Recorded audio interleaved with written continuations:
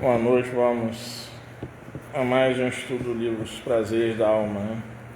Vamos orar para a gente dar início. Deus, Senhor nosso, aqui estamos uma vez mais unidos e reunidos em Teu nome, em nome do Teu Filho Jesus Cristo, pedindo as Tuas bênçãos e as Tuas inspirações, não só para a nossa fala, mas também para os nossos ouvidos, de todos nós, especialmente de nós que estamos aqui a falar. Abençoe a todas as famílias aqui representadas, encarnadas, desencarnadas. E, Senhor, que os bons espíritos que permanecem nesse trabalho árduo e constante, não só aqui no tratamento, desses estudos que são parte desse tratamento, e também aqueles bons espíritos que permanecem igualmente, Senhor, no socorro a todas as vítimas das guerras, mais de 23 países em guerras no mundo, independente de lados, Senhor, ampare as vítimas dessas mentes perversas que ainda comandam nações e acham que o poder e a força são o seu galardão. Misericórdia também a essas mentes, Senhor. Que a Tua paz possa se fazer presente ainda conosco. Assim seja.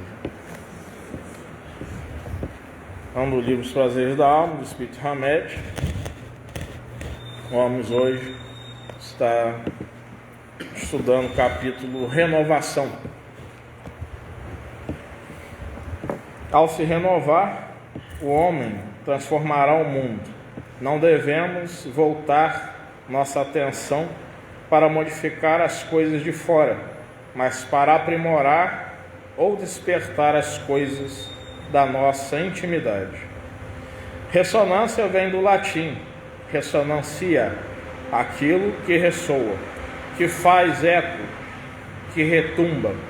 É um fenômeno físico que ocorre pela propagação de ondas sonoras em todas as direções. Pode começar por uma alteração mecânica qualquer, uma janela que bate, uma voz aguda, o bater de palmas ou o tocar de uma tecla de piano. Essas ondas em movimento é que são ouvidas, é a ressonância.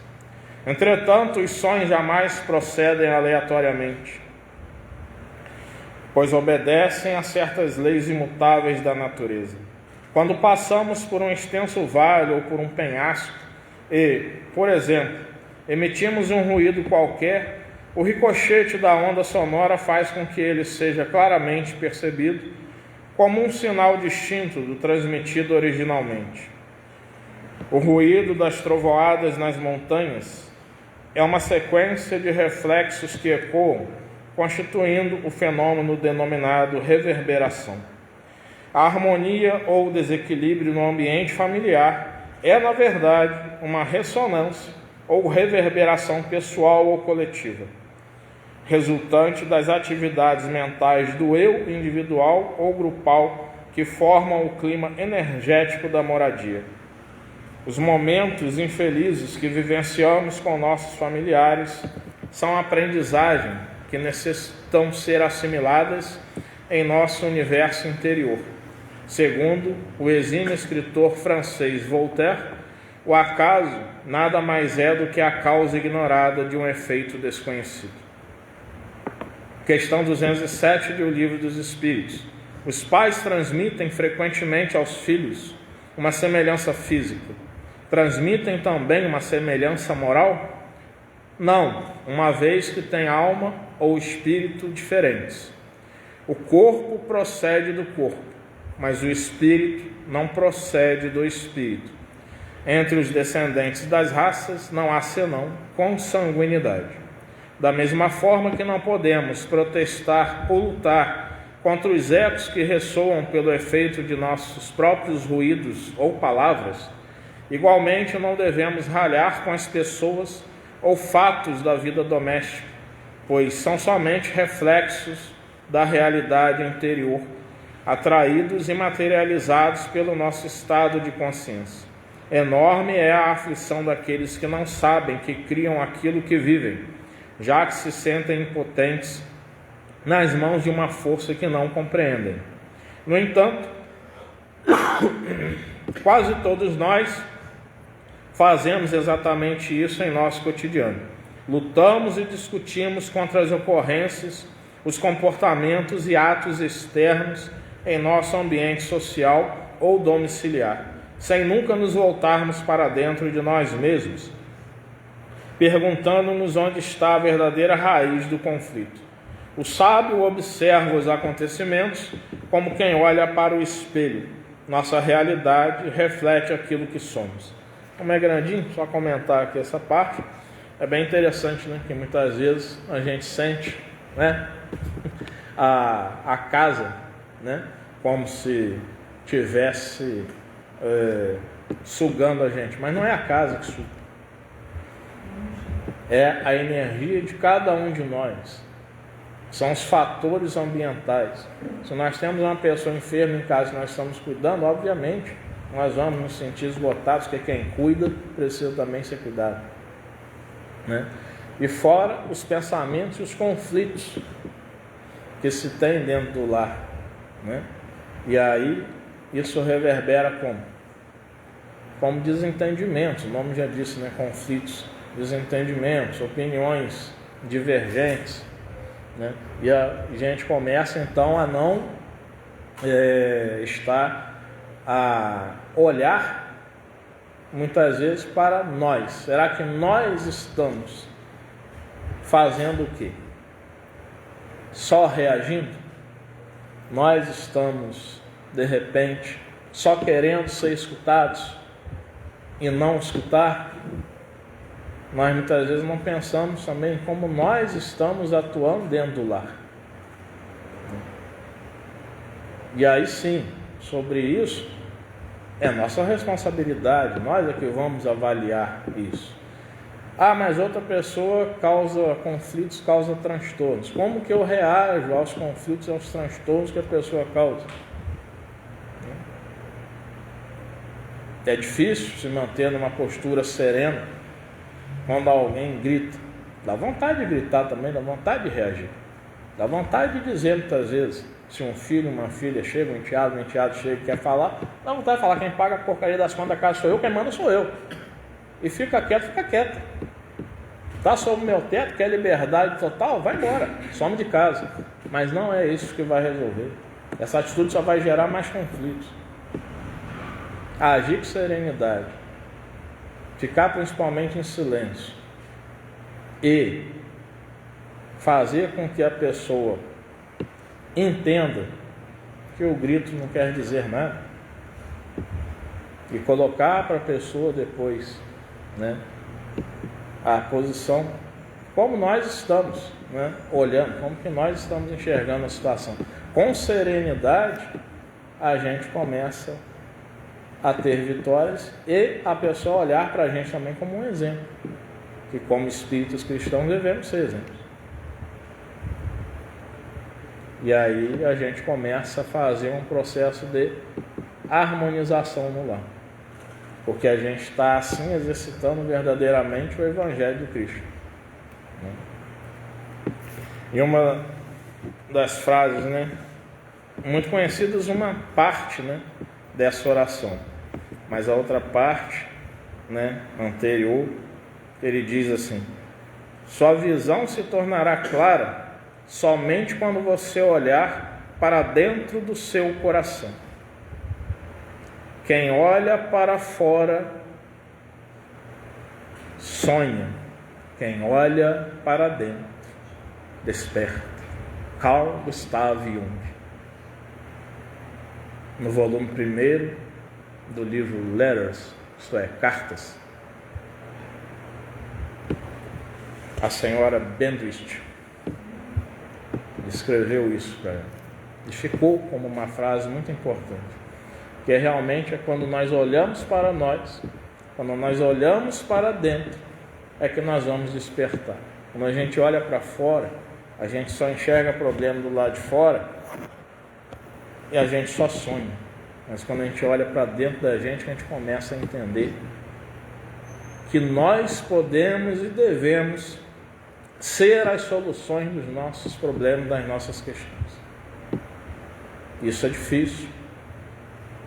E isso que Carl Gustav Jung falou quando eu estava preparando o estudo hoje cedo, me fez lembrar as palavras de Jesus anotadas pelo evangelista João, no capítulo 8, versículo 32. Em Jesus fala assim: conhecereis a verdade e a verdade vos libertará. Mas qual é a verdade que nós temos que conhecer? Qual é a primeira verdade? É a verdade sobre nós. Não, é Jesus que nós temos que conhecer. Na medida que a gente conhece Jesus Cristo, obviamente, nós vamos começar a olhar para a gente. Né? Quem somos nós? Quem sou eu? Né, Ana Cristina? Quem sou eu? Se olhar no espelho e perguntar: quem sou eu? Faz exercício como eu já falei de outras vezes. Olhe-se no espelho e pergunte: quem sou eu? Mas tente manter seu olhar olhando para você. É muito difícil. Geralmente a gente desvia o olhar da gente. Eu não entendo, né? Não, aí desistiu.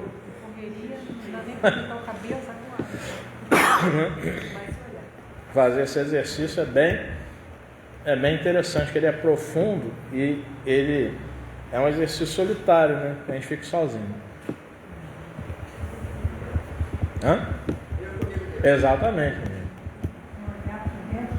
Olhar para dentro da gente. Isso é muito importante, isso aí. E a minha terapeuta fala tudo isso. Você vai lá no espelho e pergunta: quem sou eu? Por que eu não estou dando mais um sorriso? Por que eu não estou alegre? Pergunta ao espelho.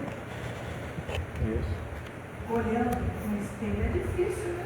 É difícil. Eu vou perguntar ao espelho: por que eu não estou mais alegre? O espelho vai responder. Ele não é um espelho mágico, igual da Branca de Neve. Verdade. Mas que aí o espelho, na verdade, é o reflexo da nossa alma, né? Como se diz no ditado, né? Os olhos são o espelho da alma, né? Vocês devem falar isso para os clientes de vocês, né? Eu falo. Olha no espelho. Não constantemente, mas eu falo, dependendo do momento, da situação, no momento desse manejo, eu falo assim. Tudo é tempo. Dentro da psicoterapia, tudo é um processo. A psicoterapia é lidar com sentimentos e emoções. Análise, psicoterapia é um negócio complexo. Depois que eu comecei a fazer terapia, eu acho que eu melhorei muito eu mesma. Muito bom. Eu mesma e eu com o outro. Sim, perfeito. Né? Com a família. Não só filhos, mas irmãos, cunhados. A gente vai tendo um olhar diferente para o outro. Muito bom. Não é? A gente vai tendo esse olhar. Com o tempo, né, Vera? A gente vai desenvolvendo esse olhar. Vai também aprendendo a fazer uma coisa necessária, né? Além de tudo que eu falei aqui, fazer uma coisa super necessária, que é muitas vezes aprender a dizer o não ao outro para dizer o sim para você, né? Aprender a fazer isso, né? Porque o sim ele é muito fácil, né? Só que o sim muitas vezes você dá e ele chega cheio de sacrifícios, né?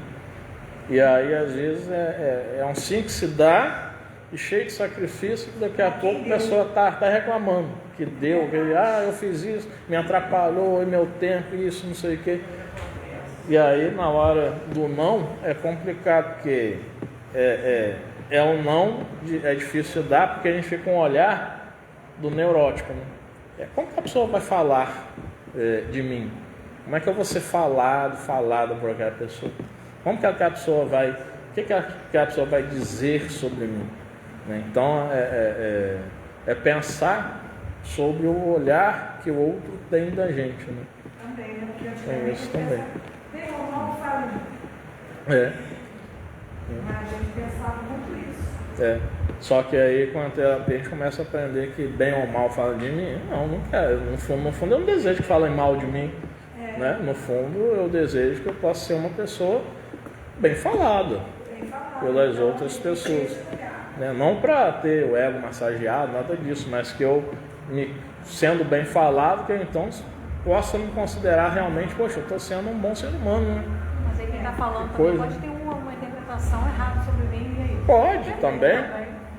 Como falou. Aí já é um problema dela, a pessoa, né? Aí sim. Eu tinha um hábito diferente, sabe? Eu acho que eu entrava, por exemplo, numa farmácia. Aí eu lá no balcão pedi uma medicação. Eu não dava bom dia para quem estava na minha frente. Coisa feia. Coisa feia, né? Aí eu comecei a pegar a receita e entregava. Hoje em dia eu não faço isso mais. De jeito nenhum, há muito tempo eu não faço.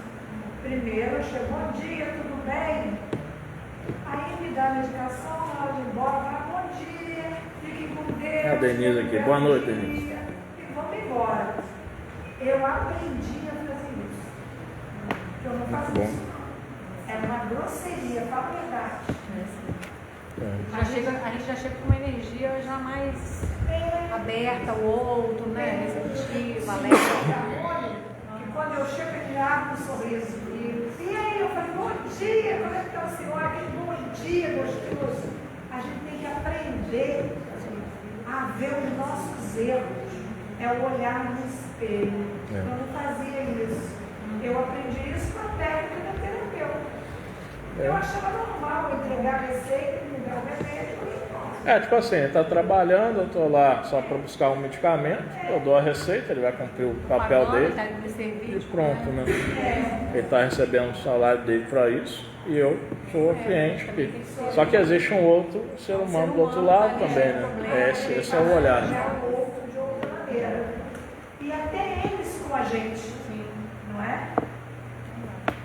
Pois é. Estou entrando hoje na vida do estudo Paulo Marcelo, do estudo de Leonardo. Tranquilo.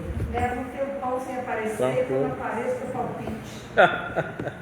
A gente é aberto a isso mesmo. E é isso aí. E aí, tá vendo? Tinha exemplo, ó. Os companheiros ali fazendo terapia, faço minha análise pessoal, a Bia já fez a análise dela, enfim, né? É uma necessidade, né? Para quem, de todos nós, né? Como disse aquele ator Celton Mello, né? Terapia é para quem está são. Então a gente fala assim, terapia é para quem está doido, né? É coisa de maluco. Aí fala, não, terapia é para quem está são. É para aquela pessoa que entende que ela vai fazer uma terapia para estar lidando melhor, se entendendo também melhor, entendendo a outros, se autoconhecer. É uma ferramenta. Por isso que na desobsessão, nas reuniões de desobsessão, eu sempre passo para as pessoas obsedadas, aquelas que estão lúcidas, né, que conseguem alcançar a necessidade de tratamento médico, tratamento psicoterapêutico e, né, o tratamento complementar, que é o desobsessivo. E isso é um tripé que não vem só de mim. Se vocês lerem o livro Vampirismo, de José Herculano Pires, ele fala exatamente sobre isso. Né? Tratamento médico, psicoterapêutico e tratamento obsessivo. Um tripé de tratamento, né? Que une o espiritual, o psicológico, o psíquico e o físico. Né? E vamos lá, avançando. Hamed continua assim. Ninguém em sã consciência brigaria com o próprio ego, pois estaria na realidade lutando contra si mesmo. Ao fazermos esse jogo imaturo, tomamos para nós uma luta inglória, em que não há vencedores, apenas vencidos. Quem deveríamos derrotar numa batalha em que escutamos apenas a própria voz ecoando? Indivíduos de uma mesma família precisam perceber seu poder de ação na atmosfera energética familiar, analisando os atos e atitudes vivenciados no dia a dia, como se estivessem expostos numa vitrina. A partir dessa observação, cabe-lhes alterar comportamentos inadequados e rever posturas de inflexibilidade. Exemplos práticos do dia a dia, dentro de uma casa, né? às vezes é um costume. Eu, por exemplo, tenho um costume muito importante, né? Vem no meu olhar desde a infância, falo com meu pai, saiu do trabalho, chegou a casa, a mãe tinha limpado a casa toda, a janta preparada, todo mundo comeu. Papai comia o docinho dele após a janta, comigo ali tomava um matezinho, a gente ficava conversando. Daqui a pouco ele se levantava, eu continuava tagarelando, o papai fazendo o quê? Lavando a louça, né? Eu pegava meu banquinho, ficava aí lá, enquanto ia conversando com meu pai, ele lavando a louça. Até hoje ele faz isso. E eu, em casa, né? Bia está aí, para testemunhar. Qualquer coisinha na cozinha está lá, está ali, estou lavando. Agora, não se pode fazer com que esse hábito seja também inflexível, né? Em algum momento, eu vou sair, estou com pressa, meu Deus, a cozinha está suja. Deixa. Tem outras pessoas em casa. Se quiserem, vão lavar. Eu chego depois e arrumo, né? Não ficar tenso por conta disso, né? Não ficar tensa por conta disso, né? Então são coisas simples, né? Que a gente precisa. Às vezes é uma cama, a gente acorda, né? Primeira coisa que a gente faz quando acorda é o quê? A gente abre o olho, só aí. Depois a gente abre os olhos. Depois, né, a gente vai orar, aí fala, vamos arrumar a cama. Agora, tem aquele dia que a gente está de folga, para que a gente vai arrumar a cama? Dá um tempo, deixa a cama lá. Fica deitado o dia todo, não, né, doutor? É complicado. Somente depois de 50, né? Até meio-dia. Até meio-dia pode, está liberado, né? Um domingo, um sábado, assim, está liberado. Então, assim, fica ali, né? E aí a gente não vai ter aquela tensão, para que a gente também não seja inflexível com essas coisas, né? Senão a gente começa a exigir muito da gente, a exigir do outro que não faz de repente o que a gente faz, porque o outro muitas vezes vai fazer, mas não vai fazer naquela rigidez que a gente coloca. Então é não ser inflexível, né? Com essas pequenas coisas do dia a dia. Continuemos. A providência divina nos ensina autorresponsabilidade, aliada à renovação. Ela tem seus próprios critérios e age dentro das leis imutáveis da vida, não se ajustando aos caprichosos padrões impostos pela sociedade. Nossos atos e atitudes escrevem nosso destino. Nós somos responsáveis pela parentela que temos e pela forma como convivemos com ela. Ao se renovar, o homem transformará o mundo. Não devemos voltar nossa atenção para modificar as coisas de fora, mas para aprimorar ou despertar as coisas da nossa intimidade. É antigo hábito que desenvolvemos de procurar no mundo exterior uma desculpa para tudo o que ocorre de negativo em nossa existência. Culpar os outros pelo que nos acontece é cultivar a ilusão de que não somos nós que atraímos nossos conflitos e dificuldades. É preciso entender que as energias mentais que irradiamos são responsáveis por tudo o que atraímos em nossa vida. Devemos assumir essa responsabilidade perante a própria existência. A aprendizagem é nossa e ninguém poderá fazê-la por nós, assim como nós não poderemos fazê-la pelos outros. Quanto mais depressa aprendermos isso, menos sofreremos e mais rápido encontraremos harmonia no lar.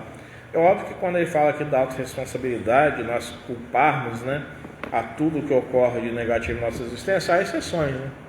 Eu não posso ser culpado no meu pensamento, nenhum de nós aqui, porque um ladrão assaltou a gente. Ninguém aqui vai ter um pensamento a ponto de atrair um assaltante. Vai ter vigilância, às vezes, com coisas básicas. Coisa básica é defesa pessoal, né? Muitas mulheres, muitas jovens, por exemplo, principalmente mulher mais jovem, anda com o celular atrás no bolso de trás. Defesa pessoal básica. Celular no bolso da frente. Ficar em local público viu algo suspeito, parte para um local, uma loja, uma padaria, entre, não andar em ruas desertas, não procurar ficar em local que está deserto. Coisa básica, essa defesa pessoal. Quem está falando aqui, gente, é quem praticou artes marciais quase uma vida inteira. Eu sei do que eu estou falando. E quem já foi assaltado 8 vezes, 4 eu reagi, me dei bem, 4 eu tive que sair correndo. Eu sei do que eu falo, por experiência. Então eu estou passando uma coisa de utilidade, que é real. O Jorge aí pode até colocar para mim, que ele também é na área, sabe exatamente essas questões. Porque o ladrão, ele quer fragilidade. Ele não quer. Ele olha uma pessoa com uma postura firme, né? Observadora, atenta, ele já fica, opa, com essa aí eu não vou mexer não. Está atento, tá atento. A pessoa que para um carro na rua, fica ali encostado, olha o celular, está sozinho, solitário. Aquela ali é o que o ladrão chama da boa. Hã? É o que o ladrão chama, é a boa. A boa é você que vai ser assaltado por ele. É a boa. Ele conta com elemento surpresa. Exatamente. Se a pessoa estiver atenta, assim, ele dificilmente vai chegar. Mas se a pessoa estiver olhando assim, com aí, celular na mão, andando assim, vamos colocar perigo, dando licença, ostentações também, cordões, relógio, pulseira, né? Pessoa que às vezes anda, fala que é ostentação mesmo, não é uma coisa simples, tal, né? Ali que nem nossa avó Herêndia, né? Contou um dia, saiu de Campos, cheio de cordão de ouro, pulseira de ouro, foi para o Rio de Janeiro. Não sofreu um assalto lá. O rapaz falou, meu Deus, minha mãe teve cabeça. Não. Quando ela desceu na rodoviária de Campos, ela foi assaltada. No Rio, ela não foi.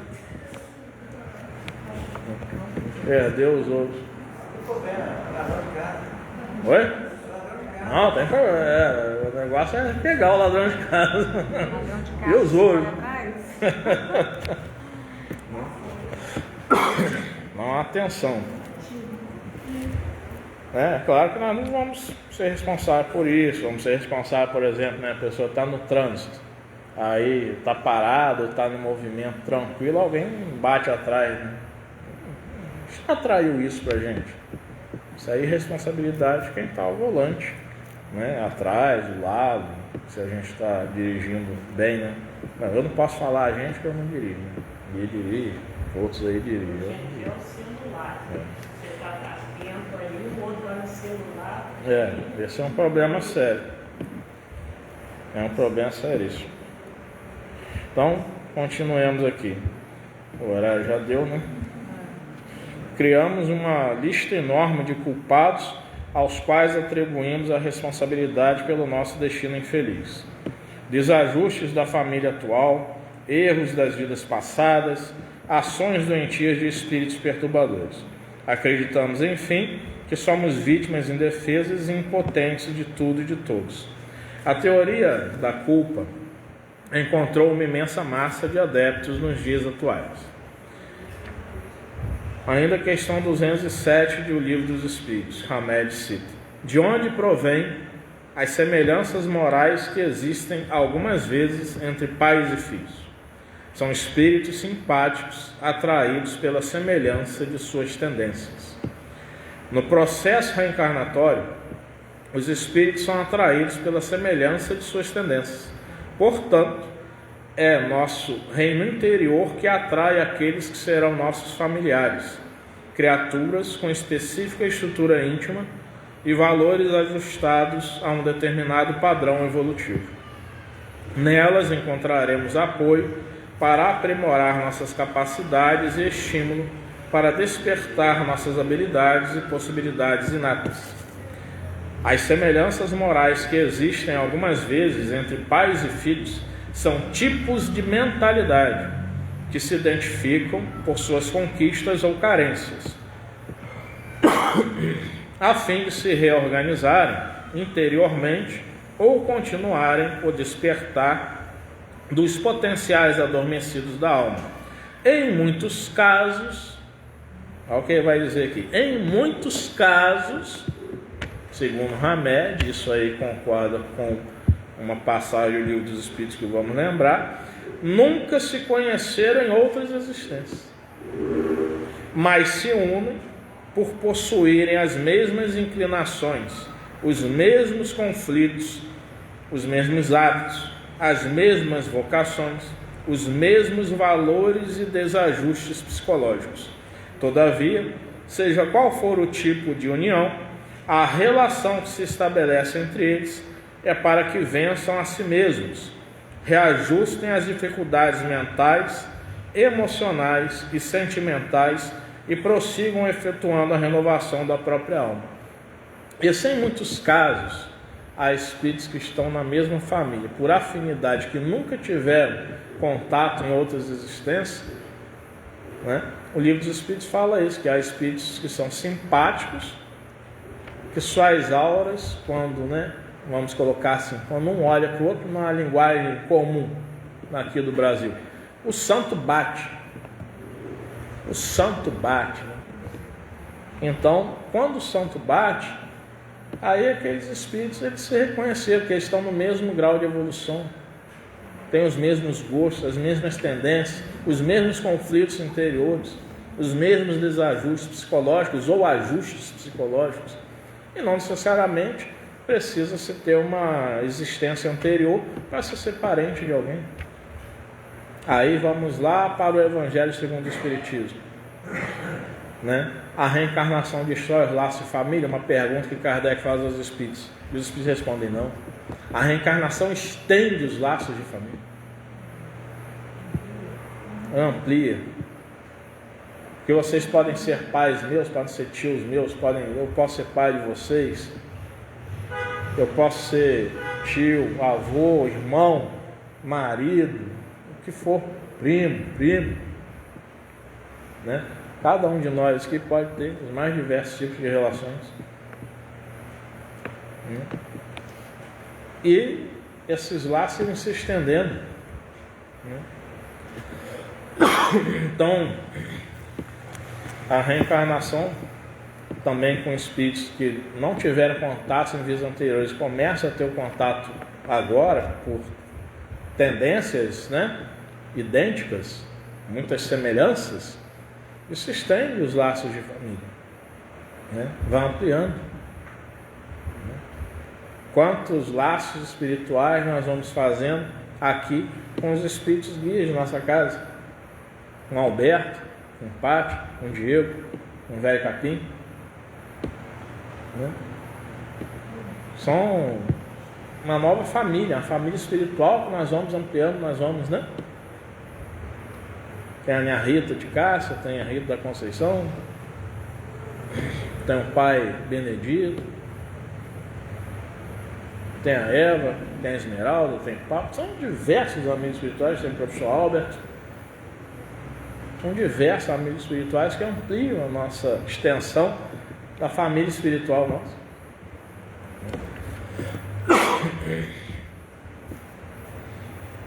Então, que a gente possa aprender, né, a lição de hoje, a essência, né, a lição de hoje é que a gente aprenda a olhar para a gente, né, que a gente aprenda a ter esse olhar para dentro de nós, né, que a gente não fique somente olhando a outros e culpando a outros, quando nós podemos resolver nossos conflitos. Então, como é que a gente resolve nossos conflitos? Vocês podem perguntar, né?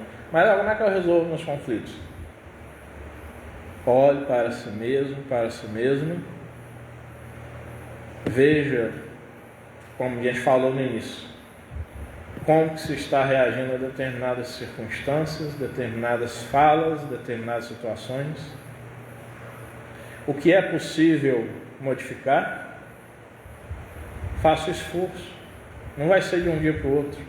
Ninguém muda de um dia para o outro. É um esforço. É um trabalho de formiguinha consigo mesmo. Vai se esforçando devagarzinho. E aí a pessoa vai mudando. Porque Buda já falava uma coisa: mudar não dói. O processo da mudança que é doloroso. E o processo realmente ele é doloroso. A gente resiste. Aí lembramos do Carl Jung de novo. O que resiste, persiste. Né? Que a gente mantenha aquela mesma estrutura o tempo todo. Aquilo vai persistir na gente. Agora, quando a gente começa a modificar, o que acontece? A mudança começa a fazer, e quando a gente muda, quando a gente espantar, não tive mais em tal situação, tal reação.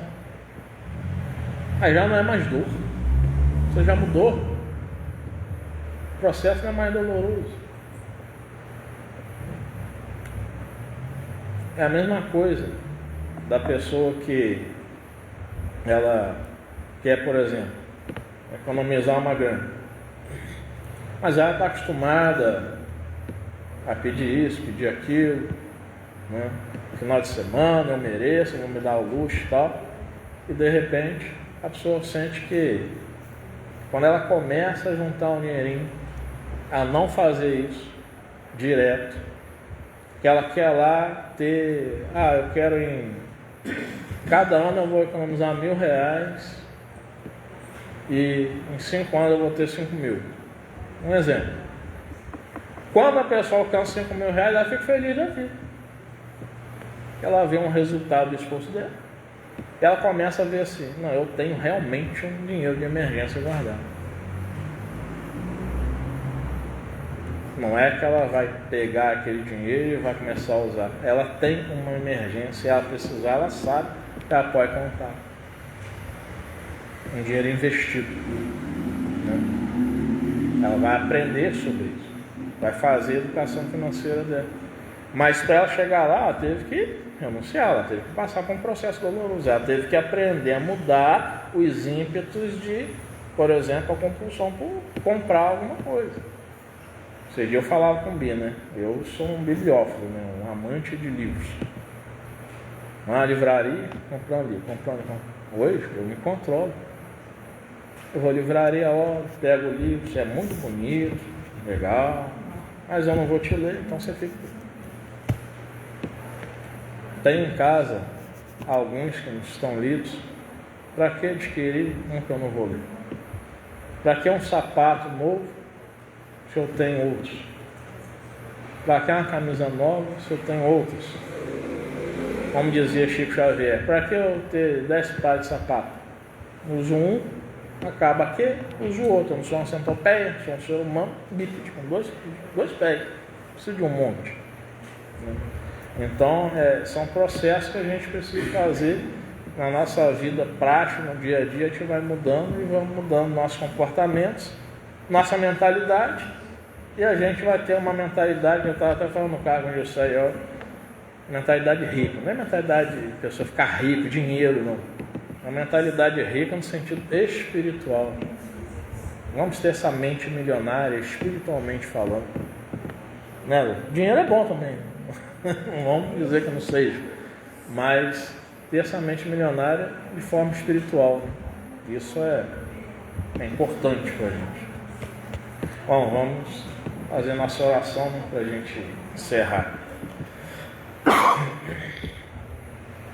Deus, Senhor nosso, estamos aqui agradecidos pelas reflexões dessa noite e que nós, Senhor, possamos abarcar nessas reflexões as nossas necessidades, permanecermos após sairmos daqui também pensando sobre elas, reflexões para todos nós, Senhor.